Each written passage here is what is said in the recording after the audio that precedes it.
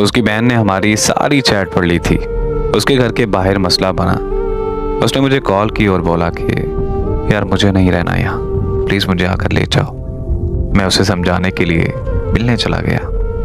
वो मुझसे मिलने बाहर आई तो उसने मुझे बताया कि मैं घर छोड़ आई हूँ।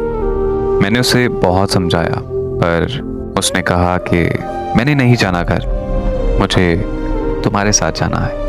अगर तुम नहीं लेकर जा सकते तो कोई बात नहीं, मैं खुदकुशी करके मर जाऊंगी। मैं उसे अपने साथ लेकर इस्लामाबाद आ गया।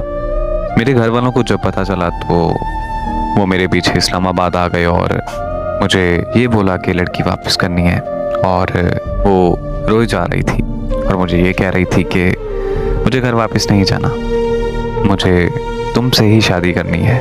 मुझसे उसकी ये बेबसी देखी नहीं गई और हमने कोर्ट मैरिज कर ली।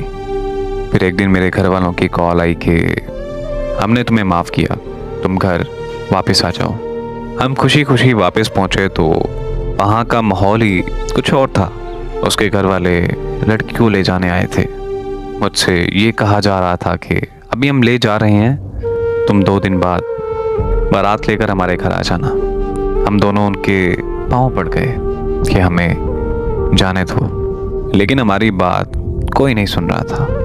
वो मुझे बार बार कह रही थी कि मुझे मत भेजो, प्लीज़ मुझे नहीं जाना। अगर तुम मुझे ये ले गए तो फिर ये मुझे तुमसे कभी नहीं मिलने देंगे। मुझे अब तुम्हारे साथ रहना है। सबने ज़बरदस्ती करके उसे भेज दिया। आज मुझे 1 साल हो गया है कोर्ट के चक्कर काटते हुए। मैंने बहुत कोशिश की उससे मिलने की, उससे बात करने की, पर मैं नाकाम रहा। अब तो मुझे ऐसा लगता है कि सारा ज़माना मेरा दुश्मन बन गया है। मैंने पूरे 1 साल बाद उसे कोर्ट में देखा। वो बस खामोशी से मेरी तरफ देखती रही थी। मैं 1 साल की लड़ाई जिसके लिए लड़ रहा था, उसने जज से बोला कि मुझे तलाक चाहिए। यकीन करो कि मेरे पैरों तले ज़मीन निकल गई। मैं बहुत टूट गया था उस वक्त। कोर्ट ने हमारी जुदाई लिख दी। अब मेरा ज़िंदा रहने को दिल नहीं करता, मगर शिकस्त खा कर भी तौहीन ज़िंदगी ना हुई। 1000 काम हुए मगर हमसे खुदकुशी नहीं हुई।